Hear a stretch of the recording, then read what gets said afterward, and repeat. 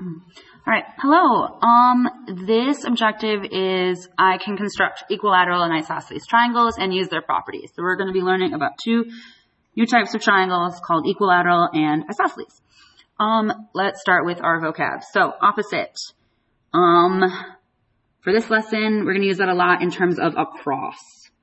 So across, and we'll be dealing with a lot of pictures of triangles where we're going to be talking about like angles, and then the sides that are across from them are vice versa. So as a reminder, you can, if you're looking at an angle, just like a corner here, and you want to see the side that's across from it, you can draw yourself an arrow to help yourself see that.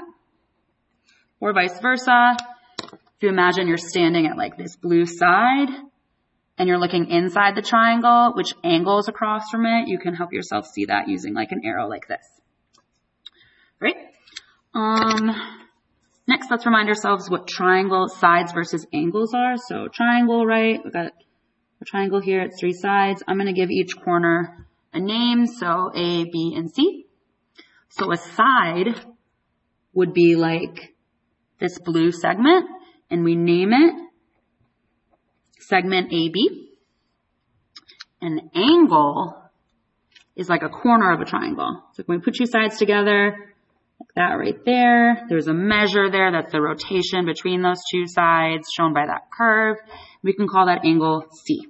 You could also use three letters angle like BCA, but because by saying angle C is just like clear what I'm talking about, we can just also call it angle C. I'll put angle BCA as well, just in case.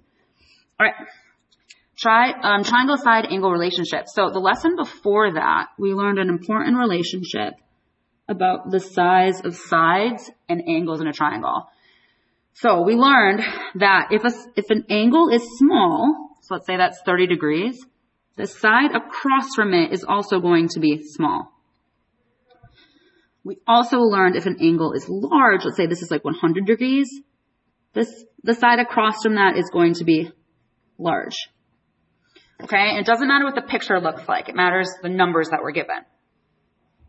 Or we learned that we can use the sides too to make the opposite kind of conclusion. So if a side is small, the angle opposite it will be smaller. If the side is large, then the angle opposite will be large. Congruent means same size and shape. Sometimes we use that symbol with the squiggle and the equal sign to say that. And then vertex is, we've seen it before with an angle. The vertex is where the two sides meet. So your vertex is right here.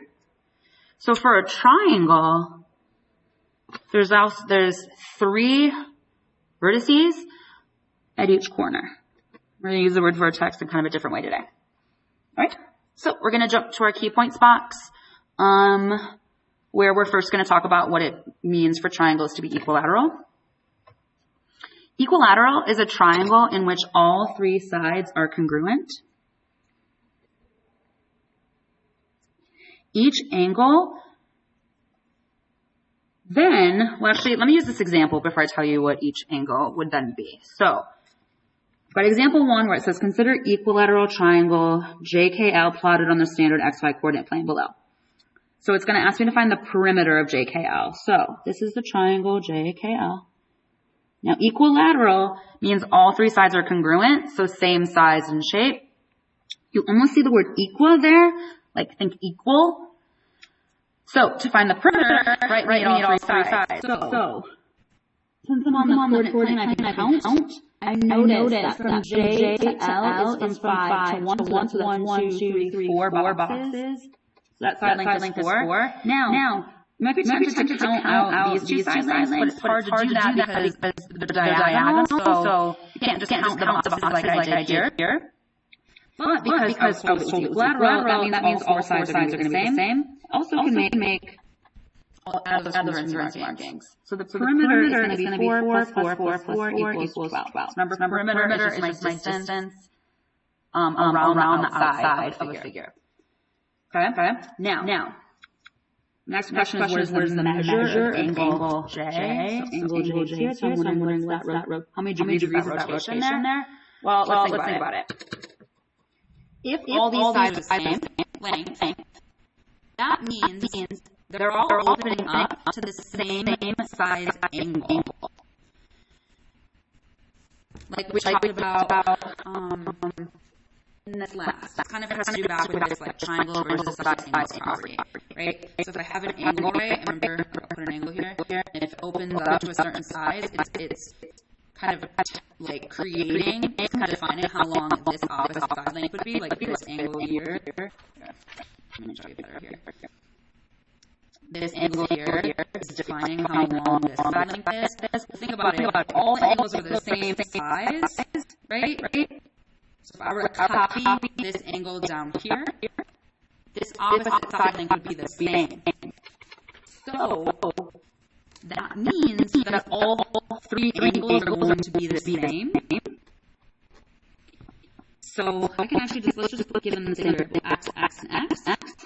Right? So what's the measure of angle J? Well, the three angles in a triangle add up to 180, right?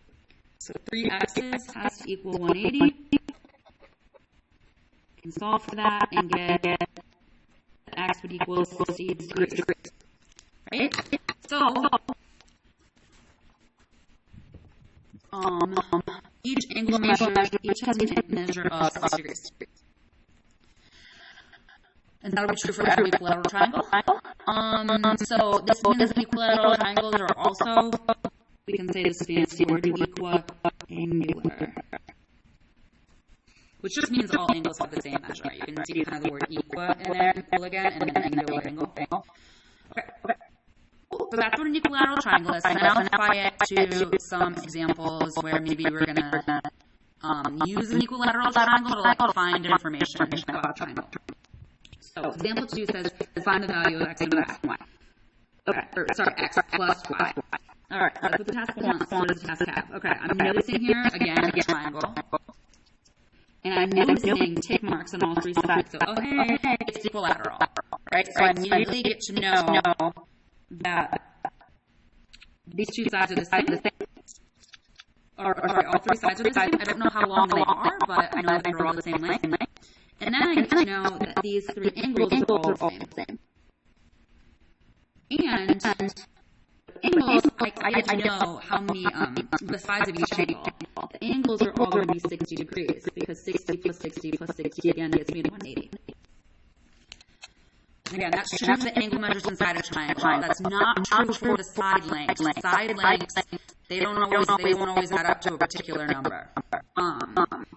So now, this information, use it to try and set up an equation to solve for x or y. So let's start with y, actually. Because I already know, hey, this angle is labeled y plus 4, and I know that the angle is 60. So that means I can say 8y plus 4 has to equal 60. And then I can just solve that equation and get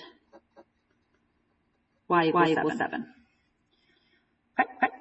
Now x, well, let me see what's going on here. So I have 7, I have one side labeled as 7 minus 2x. And then I know these 2 sides are the same. So that means 7 minus 2x has to equal 12. Like whatever number I get for x has to give me 12 for this side length too. So instead of this equation, let's solve. 12 minus 7 is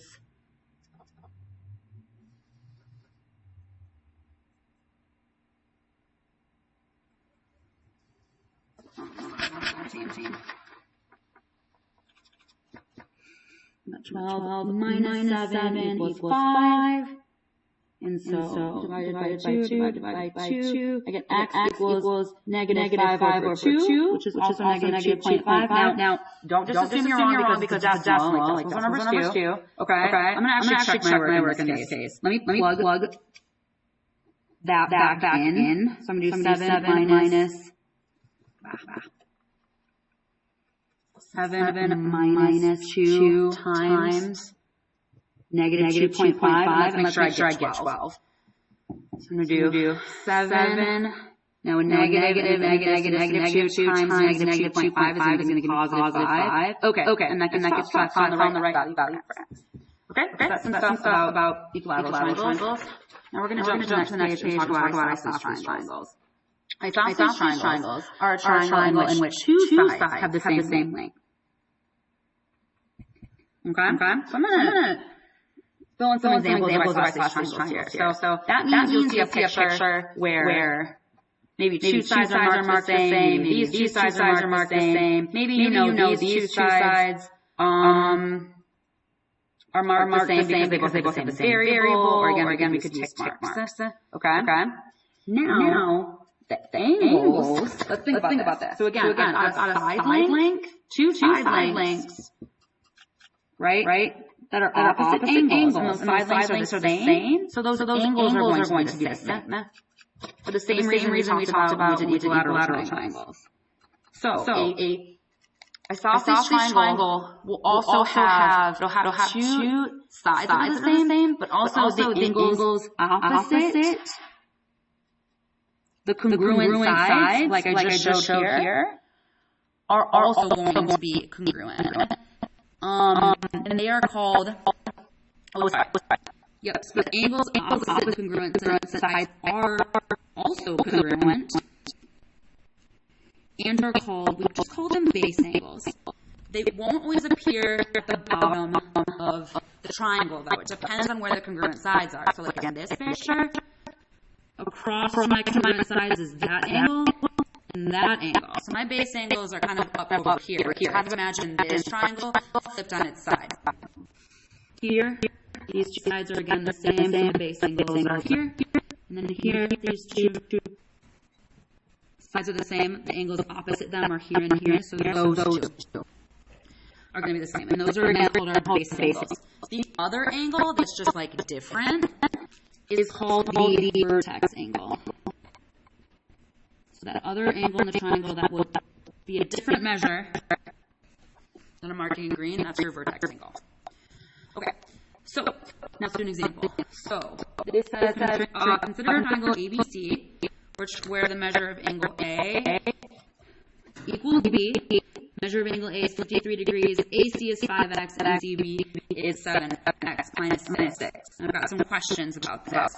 Before I even answer these questions, I'm going to draw myself a little picture. I got triangle ABC,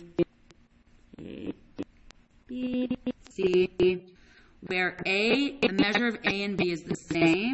So I'm going to add congruency marks to show that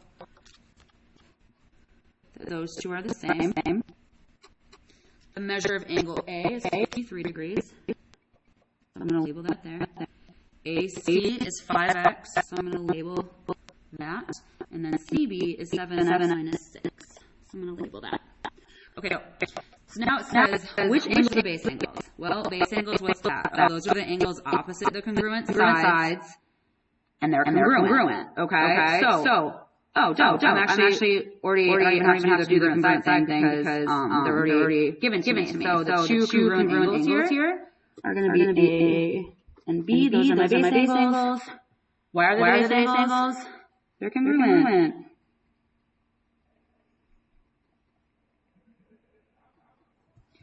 Okay. So that's how we add to my picture. So I'm going to add this is 53. 2. And then what is the measure of the vertex angle? Well, the vertex angle is that other angle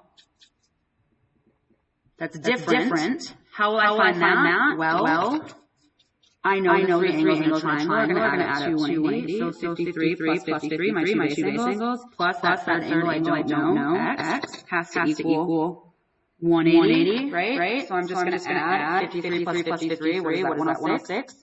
So I get 106. Plus x equals 180, and then I subtract 106 from x, what do I get if I do that? 74? So my vertex angle would be 74. That guy would be 74 degrees. Normally I put it inside the triangle, but I'm running out of space. And then it says, what is the length of side CB? Okay, so CB is here. So what's that length? Well, I have it labeled as 7x minus 6. Oh man, there's an x there. I need to figure out what x is in order before I can find the length of the side. But I'm noticing those two angles are the same. So that means the sides opposite them are going to also be the same. So opposite that congruent angle, that is going to be the same. Opposite here, that's going to be the same. It's kind of like what I was doing over here. And that helps you see, okay, 5x then has to equal 7x minus 6. So then, I'm just going to solve this equation. Whoops. Don't do that though. That doesn't make sense. I was noticing that x is on both sides, right? But it doesn't make sense for me to move the 5x to this side because then I'm going to be left with nothing over here. So let's do it that way instead. So I'm making 7x disappear from the right side. That leaves me with negative 6. 5x minus 7x is negative 2x's. 5 by negative 2, you get x equals 3. Now, you're not done. You just found x, but you need the length of side CB. CB is 7 times whatever x is, minus 6. That's what CB is equal to. So then you're going to get 21 minus 6, which is 15. Right? Now I can actually check, does that make sense? Do I get 15 if I put x there? 5 times 3 is also 15. So I figured out that two sides are the same. And that's it. Hope that made sense. Just want to send you left. All right. Have a good rest of your day.